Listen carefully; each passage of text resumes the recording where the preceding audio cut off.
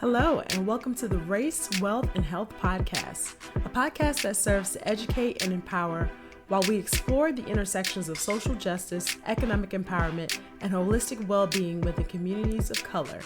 I am your host, Dr. Joycelyn Morris, and I invite you to join me as we dive deep into the crucial topics that shape our lives, challenge the status quo, and strive for a more equitable future for all. This week, we're back to continue the conversation with our guest, Brian Knowles, as we explore the state of social sciences in schools. Tune in now. It's a both and, right? Both things can exist. But getting back to the conversation, yeah, I think you're absolutely right. Like, we have to hold ourselves accountable. We have to be willing to hold these systems accountable because, to your point, we pay taxes, and these taxes aren't cheap, and inflation these days is definitely getting really, really high. So absolutely, we should be demanding to get the most of our tax-paying dollars, but also not anticipating the very systems that have oppressed us to be the ones to, as you mentioned, liberate us. So I love that. And so I want to kind of shift the conversation kind of to our second part. We were talking in our intro call, and I was mentioning, so it is officially Hispanic Heritage Month, and maybe by the time this releases, it may be on the edge of it, but still, I think it's really important for us to celebrate. I think there's a lot of collective power. I think you even mentioned earlier, right? The idea of minorities are really, global majorities. So there's collective power in this whole being a, quote unquote minority here in the U.S. And so it's important for me, even the organization I work for, and the kind of work that we do, that we celebrate all historically underrepresented communities and cultures.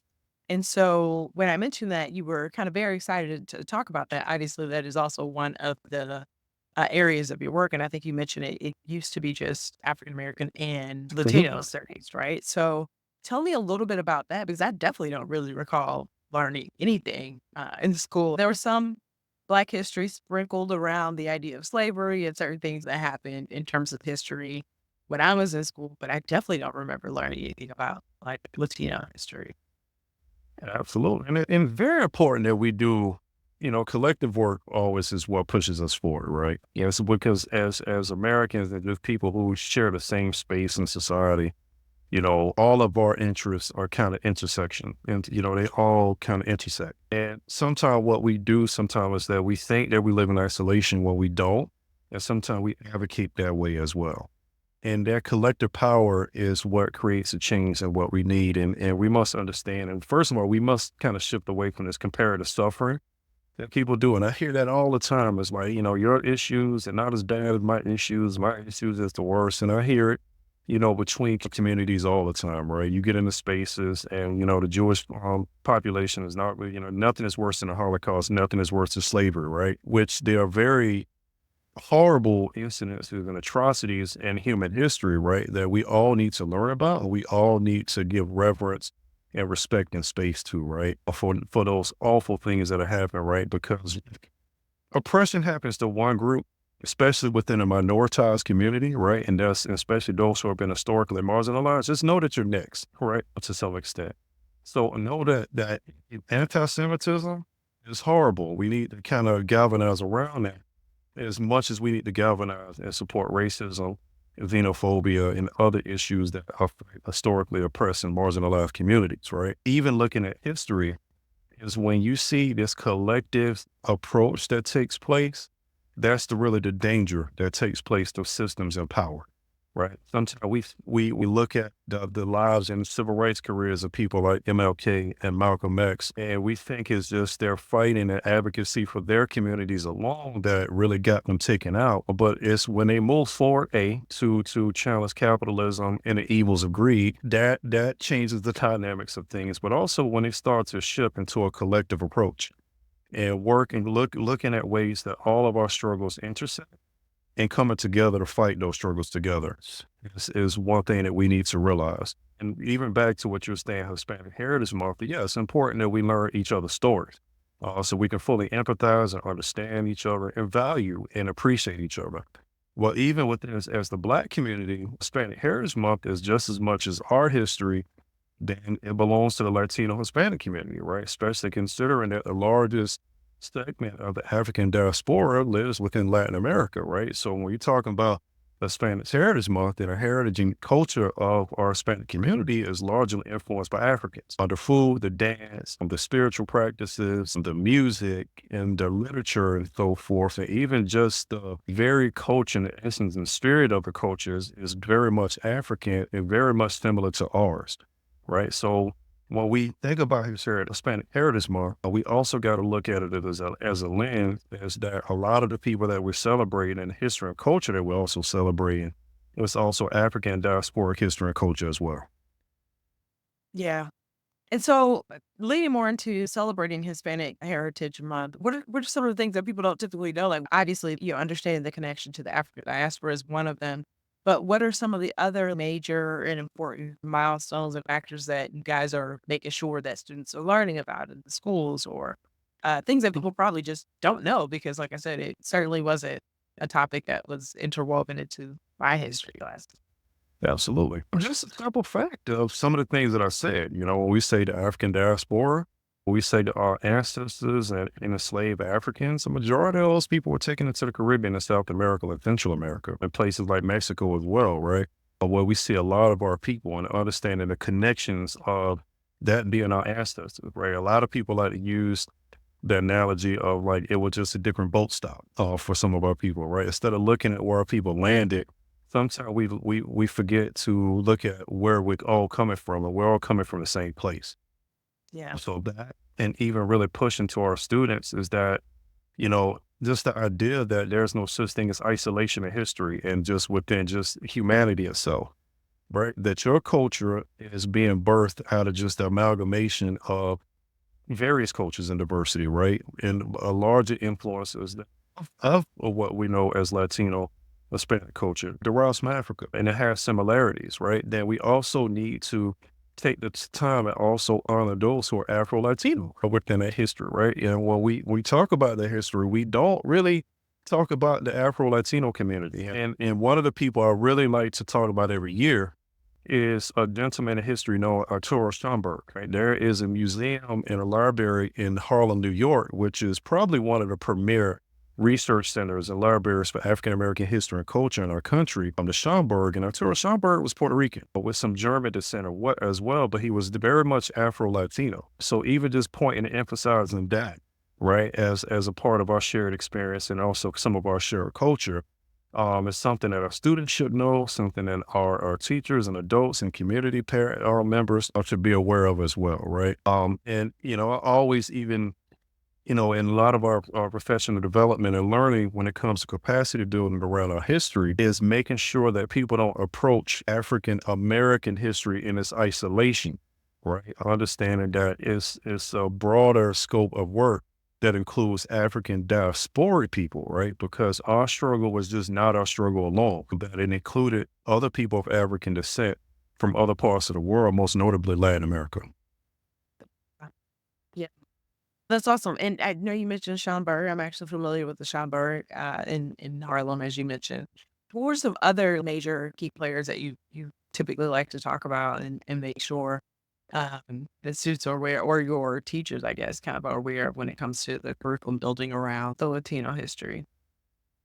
Celia Cruz is a big one. Her advocacy, her contributions to entertainment. One of the things I recently, semi-recently discovered, but also pushed out, even some of our historical figures here in the United States have Afro-Latino roots, like Sammy Davis Jr., for example. His mother was Afro-Latino coming from Cuba as well. And even looking at some of the slave insurrections that took place throughout Latin America, people like Zombie in South America, and even some of our other brothers and sisters and ancestors across the diaspora, like Carlotta from Cuba, another one who combated and resisted enslavement, right? So even just looking at that and how that inspired, should inspire us as well, and just how we had our people that existed in Latin America who are Afro-Latino, who resisted the same oppression that we were facing here, and just looking at the similarities in those struggles. And not only just the similarities, because you brought up something earlier, is that traditionally within schools, we hear about ourselves in our most downtrodden state in history, right? Then they almost paint like the history of enslavement, which also propels certain people that I don't want to learn about slavery. And I always say that you haven't learned about slavery, even though you thought you learned about slavery, right?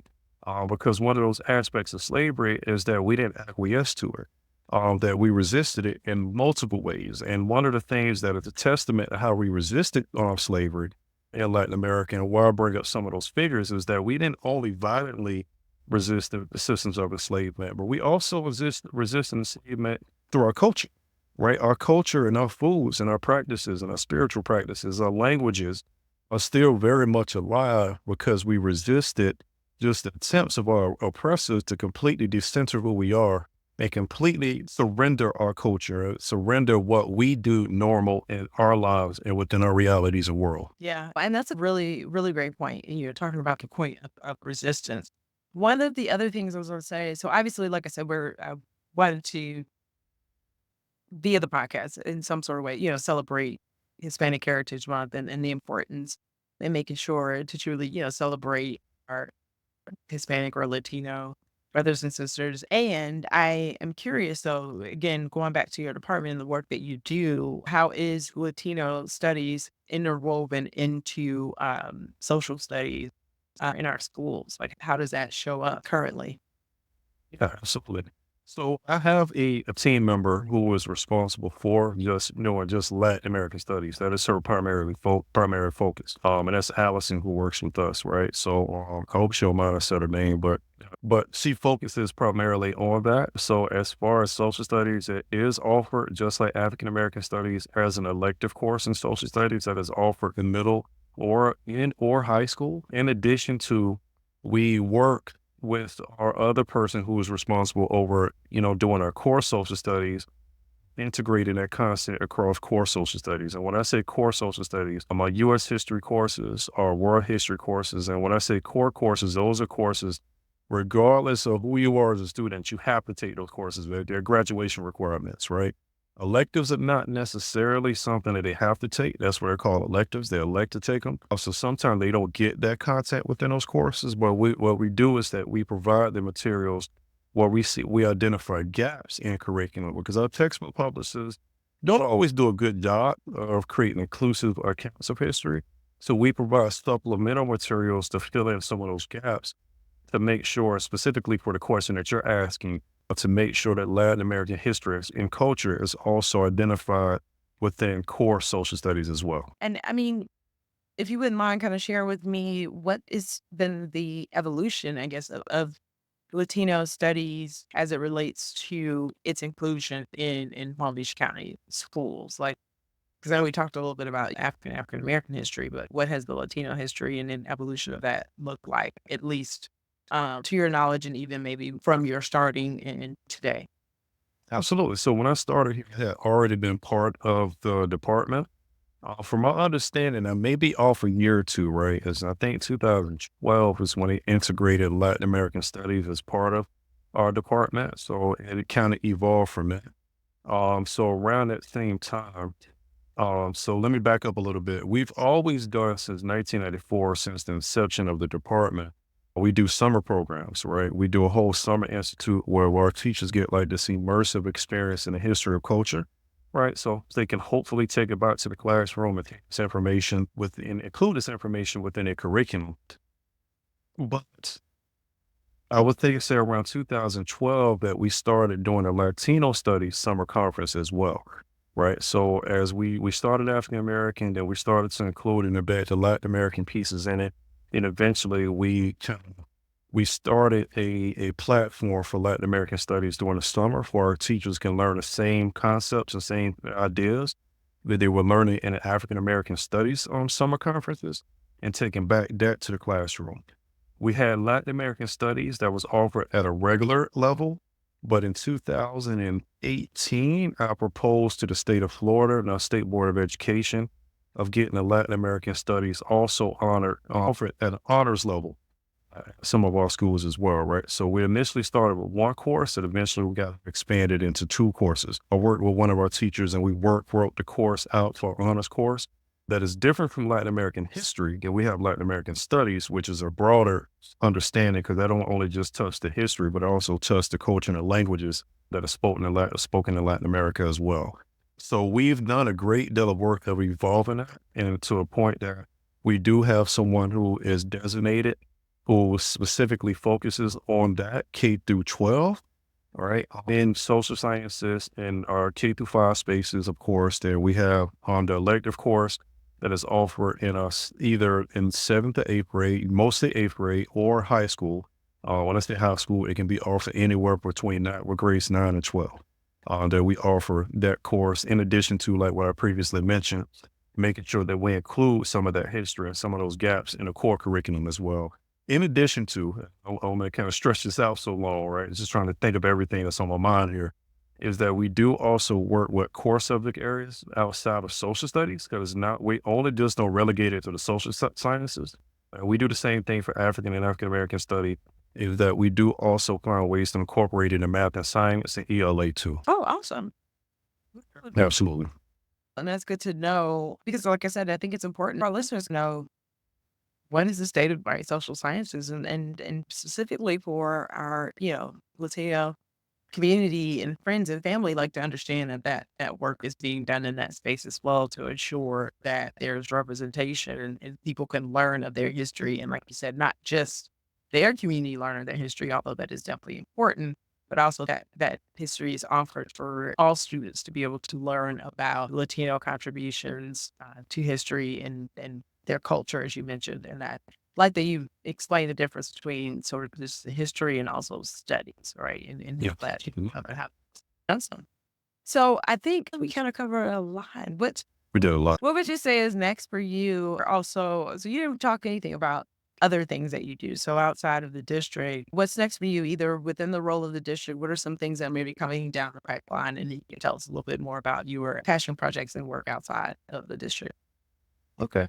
I'm gonna start for the work that we want to expand here in the district, right? Because every year I always do a lot of introspective work and a lot of reflection of things that I can always do better, right? I'm never going to rest on an idea like I'm just doing just the best work ever, right? I'm always going to be very critical of myself and critical in a way to looking at ways to improve, right? So one of the things that we're doing here locally in the district to expand our programming and also get more community involvement is, I know this year, for example, we're launching a program where we're bringing in elders from the Black community that represent some of our historical preservation, like some of the people who are working with the historic Roosevelt, which is part of Roosevelt Industrial, working with Arlick and Asala and some of these other historical preservation organizations, is bringing them into the schools and doing student panels and speaking to students and sharing their experiences of what it was to grow up here in Palm Beach County as during the Jim Crow era, or being African American during that time, and just talking about the experiences that we had in the community before we were desegregated and what like life was like in a community. Because we find a lot of our students come from communities that have a lot of historical significance, and they're completely unaware, right? I was at Roosevelt, and a lot of the kids that go to Roosevelt are unfamiliar with the historic Roosevelt and even where the name, the Maroon Devil, came from, and even who was L.A. Kirksey? Who was UB Kinsey, right? The Storm of 28 Memorial was down the street for some of our students. And they don't even know what happened there and all of the victims and the things and the spirits that are right there in their community, right? I even know what the Sunset is and what is Mosaic Park and some of the figures that are expressed there, right? So, informing our kids and educating them around the local history is an initiative that we're taking very serious and really bridging a gap between our elders and our kids right now, and giving our elders a strong sense of purpose of educating our students around just their experiences and also just the history that they have within their communities to help further develop the pride that our students need to really realize the optimal version of who they are. Even outside of the school district, I also have my own educational consulting company that develops curriculum and do professional learning development for organizations outside of our school district. If it's a private charter school or even another school district outside of Florida, and even working with certain organizations around developing lessons and curriculum is something that I do as well. One of my latest projects is I've been working with a organization that created a film called Spill the Honey, which explores the historical coalition between the Black and Jewish community in our history, which has very deep roots that a lot of people are unaware of, right? When we talk about the Jewish community and African American community, it very much serves as a symbol of coalition building and what solidarity does, right? Understanding that it was our work with the Jewish community that created the NAACP, right? The National Urban League. even the legal defense fund that came out of Howard under Charles Hamilton from Houston. A lot of that was financed by our Jewish community. Even look at the March on Washington, and where did that money come from for us to organize such a huge event? And even before Dr. King went on and gave his symbolic and one of the greatest speeches that we know of in American history, the I Have a Dream speech, it was a Jewish rabbi who came on right before him, right? That was very good friends with Dr. King, right? So working with them and developing a curriculum, I developed a curriculum for 6 through 12 and also a college curriculum that coincides with the documentary. And the documentary is amazing, phenomenal, by the way. And they got firsthand accounts from Harry Belafonte. They got interviews with John Lewis and other historical figures who are no longer with us, that they have this stuff crystallized through this documentary, that they're eternalized through that, and creating a curriculum of that to show how important coalition builder, and also just digging in depth into a chapter of our history that a lot of us are unaware of as well. That is awesome. So thank you for sharing that. Oh, And great. yeah, so give me maybe one or two quotes that you live by, and any sort of recommended resources for our listeners. All right, I'll start with a quote that I live by, right? And I know it's going to sound bogged out, right? Because it ain't from a scholar, or it's from a scholar in my world. It comes from Kendrick Lamar, matter of fact, right? And I use it as my email signature, right? Because it kind of encapsulates just the spirit and attitude that we must take when it comes to this work. And it comes from a song that he called Mama off of his For Black Butterfly album. And it said, I know if I'm generous at heart, I don't need recognition the way I'm awarded. Well, that's God's decision. And the reason I say that is sometimes doing this work is very thankless, right? It's not always appreciated and it's not always seen, right? But understand that the work that we do, even if I'm talking about creating multicultural spaces and diversity and inclusion, is God's work in my eyes, right? And understanding that anything that I receive may not be seen here and it may not always be appreciated. In addition to what that quote also means to me as well, is sometimes one of the things that prevent us from coming together and building those coalitions and the solidarity that we need is just a reflection of the very individualistic, narcissistic society that we live in today, right? When everybody has to be the face or the head or the voice of something, right? But knowing how to, if Joycelyn is doing something, I can come in and I can step up and I can support you and play my role in that, right? I don't have to be the face. I don't have to be seen in that process, right? It's around the results and the outcomes that we must face, that we're aiming for. And so I'm going to say that is one of the most profound quotes that I live by daily, and that's why I included as my signature. Also to remind me that, hey, everything I'm doing is not going to always be appreciated right now, right? But this is all God's decision, a way that the work comes back to me. And as far as a resource that I will always recommend for people, at least when it comes to learning our history, is a book called Before the Mayflower by Leron Bennett. It was the first full comprehensive book that I read about just the African and African American studies that really kind of wanted me to go down those rabbit holes and learning more and more about our history. So I would definitely recommend that one as a foundational reading. In addition to The Education of the Negro by Dr. Carter G. Woodson is another great one. You can probably grab any work by John Hope Franklin and roll with it as well. And among so much other work, right? But I would say a starting point, it would be Before the Mayflower by Leron Bennett. Okay. And then you had mentioned earlier that there's some information that your department typically puts out and makes public. And so what would be that resource that listeners can have if they want to go and learn a little bit more about the public work that your department? Yeah, it's a Google site that I have and that I can put out, but the way that these sites work, sometimes the URL is so long, right? So even if I threw it out here, literally somebody would have to stop and pause and keep putting it in there, right? So I would just say anybody who's interested in seeing that, just reach out to me. And I can be contacted easily through the school district at Brian, BRIAN.Knowles at palmbeachschools.org, right? You just reach out to me and I can forward you the link, and that link has tons of resources. Even some of the books that I mentioned, Before the Mayflower and The Miseducation of the Negro, and even The Mighty Banyan, which is a local African American history, a book that accounts the local history of Black folks in our community. We have full versions of that embedded within those resources for our teachers, our students, and our community stakeholders. Awesome. And you know what? What I'll do is you can send me the link, and I can always include it in the show notes as a hyperlink to that. Even better. Probably. I'll make sure I do that as soon as we get off of here. Yeah. And so you gave your email address. Any other ways that people can stay in touch with you or follow the work that you're doing? Both. You can find me on IG, on social media. I'm not the most active person on social media, which I need to shift, but you can find me at Teach Hill Bill. When I say teach, the word teach, Hill, Heal, Bill, Build. So it's Teach Hill Bill on IG. Of course, my name will pop up. And it's also a showcase of some of my work as well, in a way that people can contact me and get in touch with me to kind of just see the work that we're doing and just ways that we can work together, that you can support me or I can even support you as well. And really just liberating our people through just education and knowing who we are.